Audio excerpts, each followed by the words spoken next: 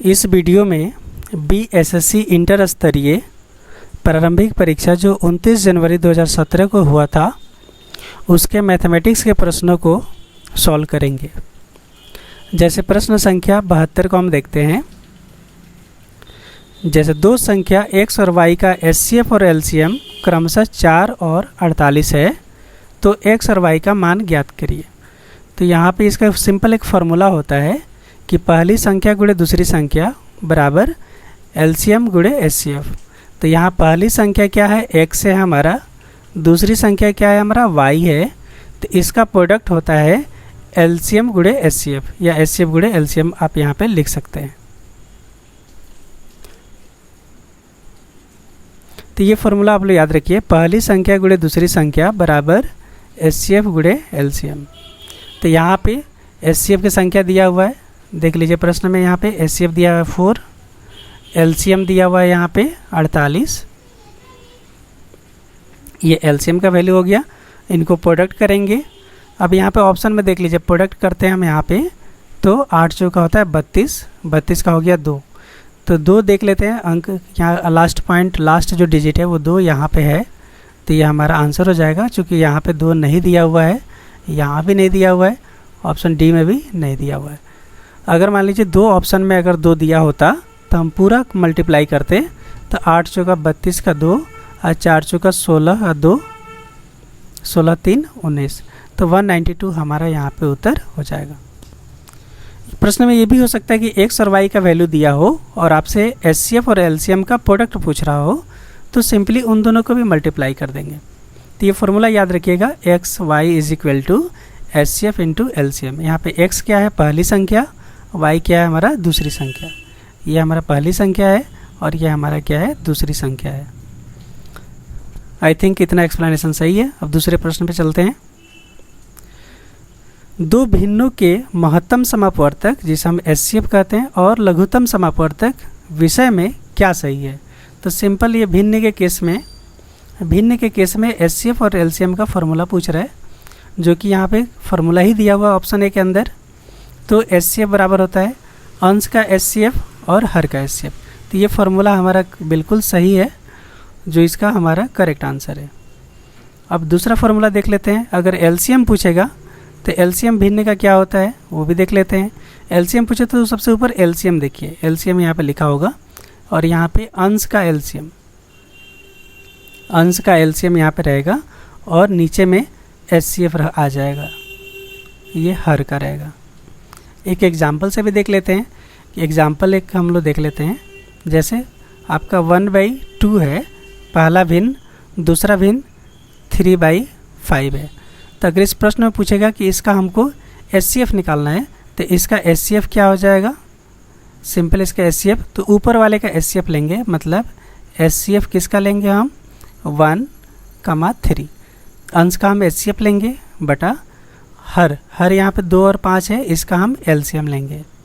LCM किसका लेंगे 2, 5। जब इसको हम सॉल्व करेंगे तो 1 और 3 का एचसीएफ हम लोग जानते हैं कि 1 होता है, और 2 और 5 का एलसीएम हमारा क्या होता है, सिंपल ये प्रोडक्ट प्राइम नंबर है तो प्रोडक्ट हो जाएगा, तो 5 दूना 10। तो इस प्रश्न का 1/2 और 3/5 का एचसीएफ हो जाएगा हमारा 1/10। ये हमारा आंसर हो जाएगा।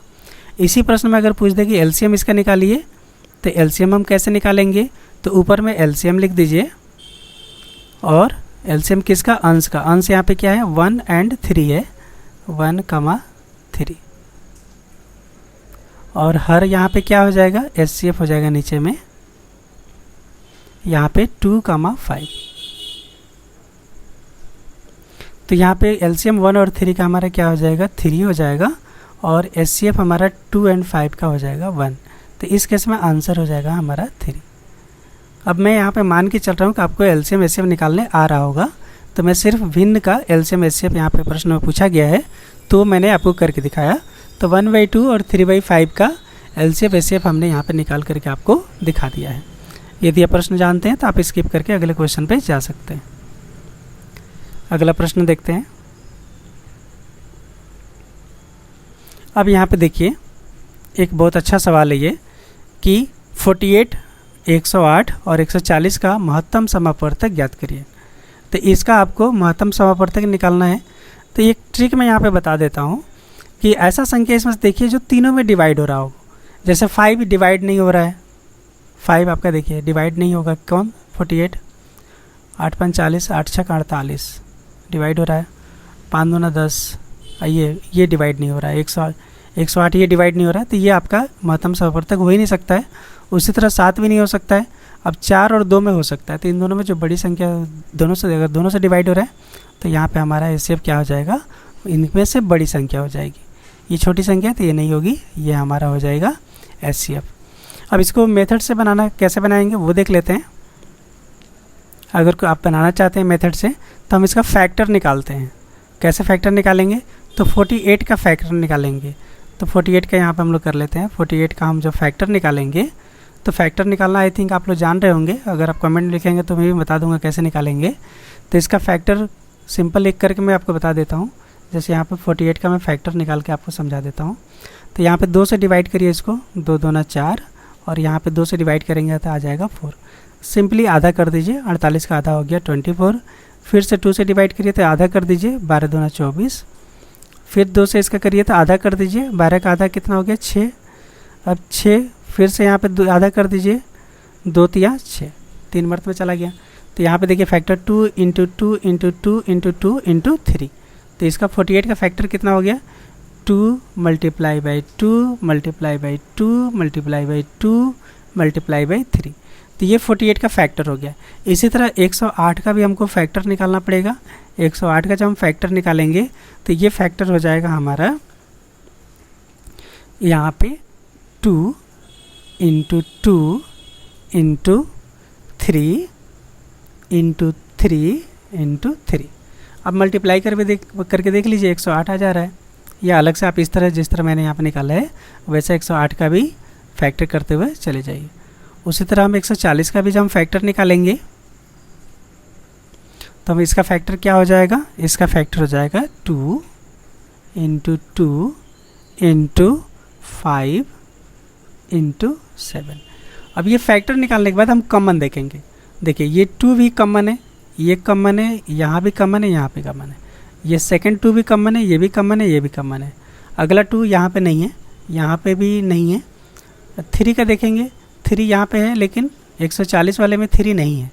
तो जो कॉमन होता है वही हमारा महत्तम समापवर्तक होता है। तो ये हमारा कॉमन है। तो कॉमन पॉइंट को हम लिख लेते हैं बाहर में, 2 भी और इंटू 2, 2 इंटू 2 तीनों में है। तो ये हमारा क्या हो जाएगा? महत्तम समापवर्तक हो जाएगा, मतलब HCF हो जाएगा। तो 2 इंटू 2 क्या हो गया? 4। तो 4 हमारा इस केस में आंसर हो जाएगा। तो ये 2 मेथड से हमने देख लिया, पहला मेथड और दूसरा मेथड भी है। दूसरा मेथड हमारा फैक्टर मेथड हो गया। अब पहला मेथड डिवीज़न करके देख लेंगे कि 108 जो है हमारा 5 से डिवाइड नहीं हो रहा था, तो ये नहीं हो सकता है महत्तम समापवर्तक।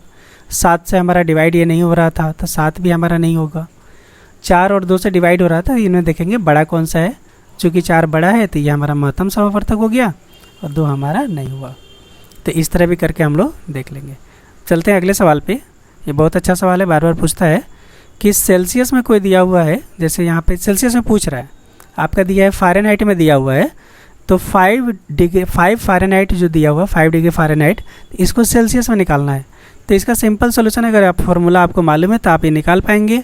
फॉर्मूला नहीं मालूम है तो आप बिल्कुल भी नहीं निकाल सकते, इसमें गेसिंग भी नहीं चलता है।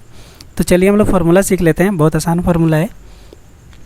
तो सिंपल फार्मूला इसका हम लोग सिंपल सीखते हैं। जैसे सी मीन्स आपका सेल्सियस होता है और सेल्सियस में हमेशा 5 से आप लोग डिवाइड करिएगा। C/5 इज इक्वल टू, अब फ़ारेनहाइट में हमेशा माइनस रहता है 32।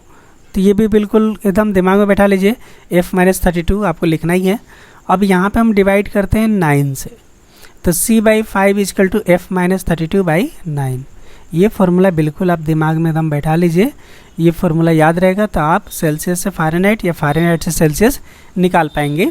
तो इस केस में क्या पूछ रहा है? सेल्सियस पूछ रहा है। सेल्सियस कितना है और दिया क्या गया है? 5 डिग्री फ़ारेनहाइट दिया हुआ है। मतलब F का वैल्यू यहाँ पे क्या दिया है? 5 दिया है। F का वैल्यू क्या दिया है? यहाँ पे 5 दिया हुआ है। तो 5 डिग्री फ़ारेनहाइट, देखिए 5 डिग्री फ़ारेनहाइट F इसके साथ में है, तो मतलब ये फ़ारेनहाइट का वैल्यू दिया हुआ है और आपको सेल्सियस निकालना है। कई बार बच्चे उल्टा कर देते हैं, तो ये देख लीजिएगा किसके साथ में है, 5 जो वैल्यू दिया है किसके साथ में है वही वैल्यू इसको दिया हुआ मानते हैं।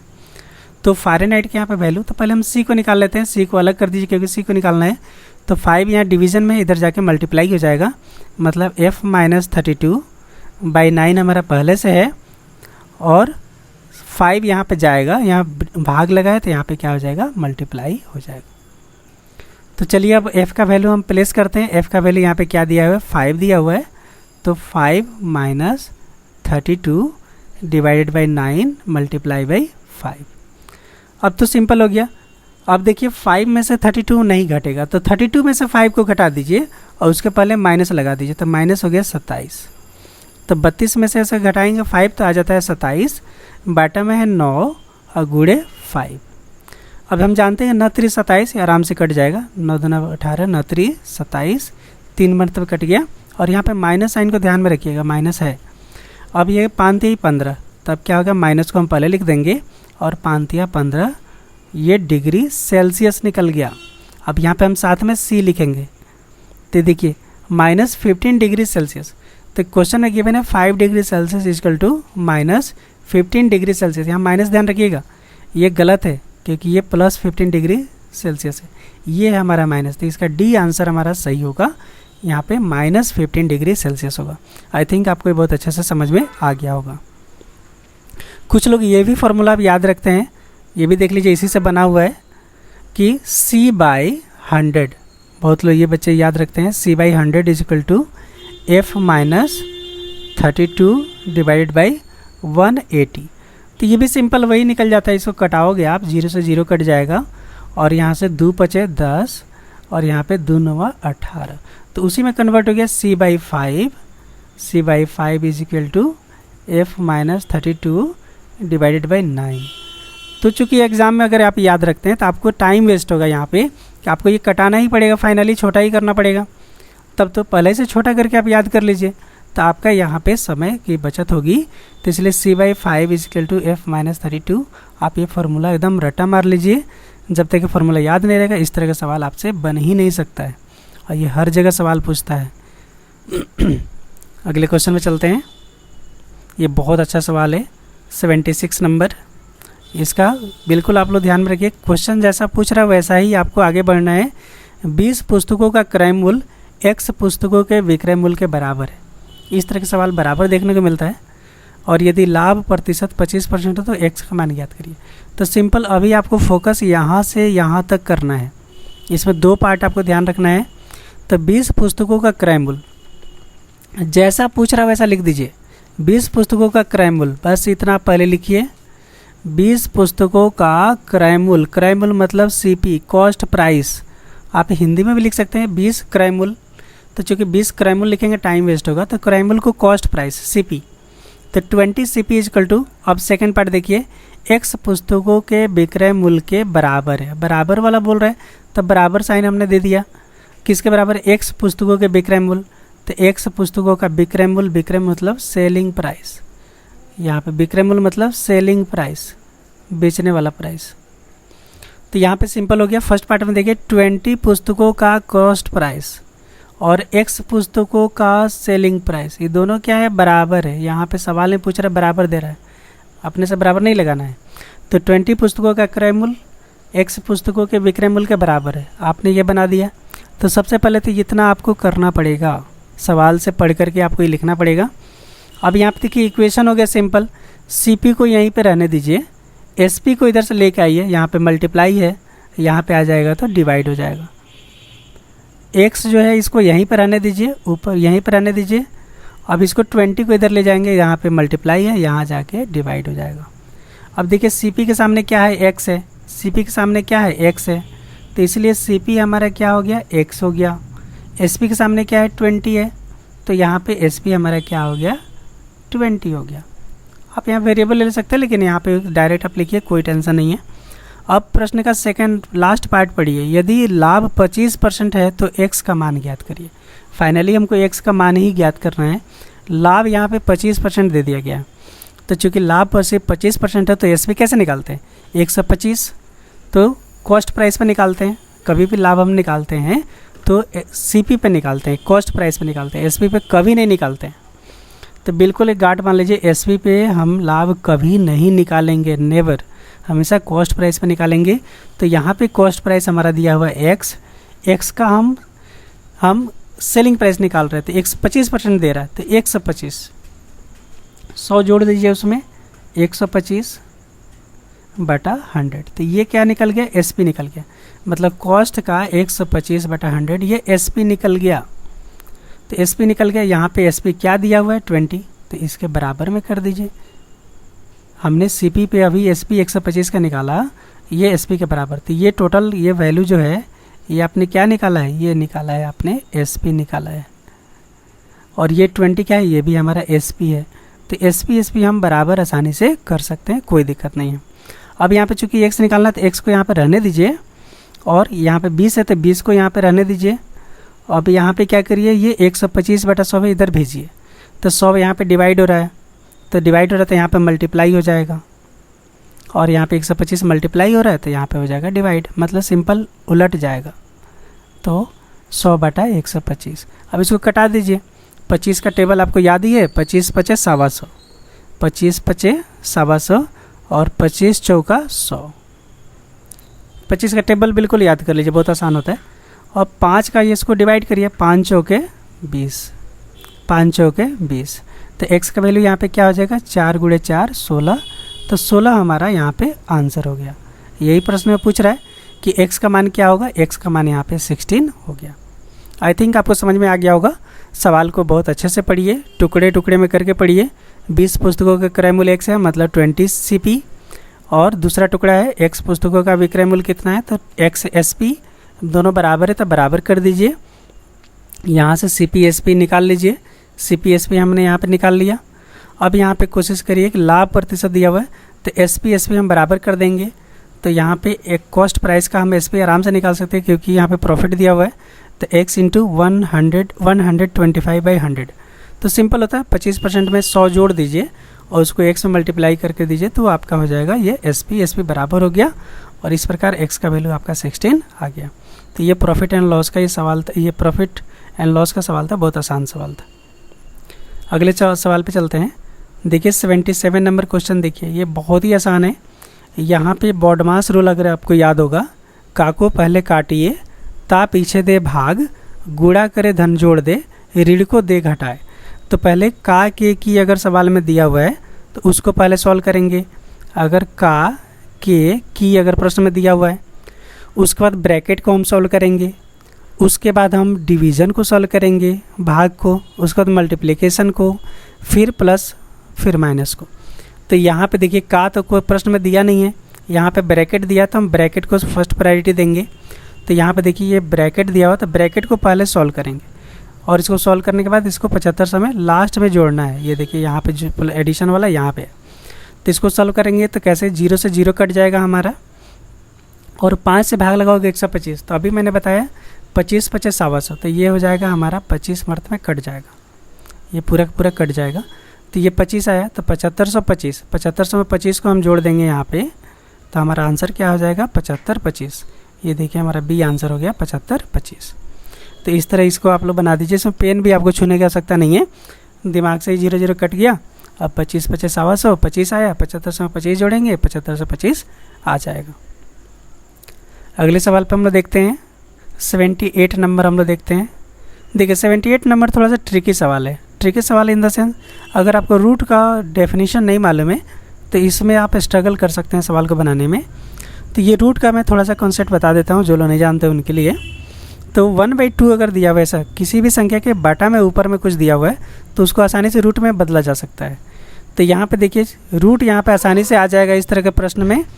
तो यहाँ पे जो इसका 12 का जो पावर है 1, ये रहने दीजिए एज इट इज़। 12 का पावर जो 1 है एज इट इज़ रहेगा। नीचे जो हर है ये यहाँ पे आ जाता है, इसके रूट वाला जो एंगल है इसके अंदर में आ जाता है। अब इस प्रश्न में चूँकि हम लोग यहाँ एंगल में 2 को लिखते नहीं है, बाय डिफ़ॉल्ट होता है, तो यहाँ पे 2 अंडरस्टूड होता है कि इसके अंदर 2 है, तो 2 हम नहीं लिखेंगे। और किसी भी संख्या का पावर 1 को भी हम लोग नहीं लिखते हैं, अंडरस्टूड होता है, मतलब √12 आपका ये संख्या है। तो √12 मतलब 12 टू द पावर 1/2। और 1/2 अब देखिए √12 ऑप्शन में दिख नहीं रहा है, तब 12 का हम फैक्टर निकालेंगे। यहाँ पे 12 का हम जो फैक्टर निकालेंगे तो 4 तियाँ 12, ये होता है 4 तियाँ 12। अब यहाँ पे अगर आप लोग वर्गमूल में कैसे निकलता है तो पेयर से बन के बाहर निकलते हैं। तो 4 को हम लोग लिख सकते हैं 2 इंटू 2 इंटू 3। तो 2 इंटू ये पेयर मिल गया, तो पेयर में से बाहर निकल जाएगा, एक 2 हमारा बाहर निकल गया। अब अंत में क्या बच गया, 3 बच गया। ये दोनों निकल गया बाहर, दोनों पेयर में निकलता है और बाहर जाके 1 हो जाता है। तो 2√3 यहाँ पे उत्तर हो गया, हमारा आंसर हो गया। अब 2√3 यहाँ पे देख लीजिए, बी ऑप्शन में हमारा नहीं, बी नहीं है। तो ये ध्यान रखिएगा ऑप्शन बनाते समय 2 पहले है तो 2 पहले देखिए, 2 बाहर में है, 3 अंदर में है, तो ये हमारा आंसर हो गया। अब कई बार एग्जामिनर क्या करता है कि यहाँ पे ध्यान रखिए, ऐसा लिखता है 2 और इसको रूट के अंदर डाल देता है एंड 3, तो ये गलत है, ये गलत है, ये गलत है। ये रूट के बाहर होना चाहिए 2, ये रूट के बाहर होना चाहिए। तो ये आप लोग ध्यान रखिएगा। इस तरह भी एग्जामिनर आपके ऑप्शन में डाल सकता है, यहाँ 2 लिख करके यहाँ 3 कर देगा, तो ये गलत है। तो मुझे अगर क्वेश्चन सेट करना रहता तो मैं ये भी ऑप्शन में डाल देता, अंडर रूट की इसके अंदर 2 करके ये भी डाल देता और 2 एक बाहर करके भी डाल देता, तो ये बाहर वाला आंसर हमारा होगा, ये नहीं होगा। आई थिंक आपको ये क्लियर हो गया होगा। अब अगले प्रश्न पे चलते हैं। अगर कोई डाउट रहेगा तो कमेंट में आप लोग लिखिए, और ज़्यादा एक्सप्लेन कर सकते हैं, ये एक्सप्लेनेशन कम चाहिए तो वो भी लिखिए, उसको भी हम लोग देख सकते हैं।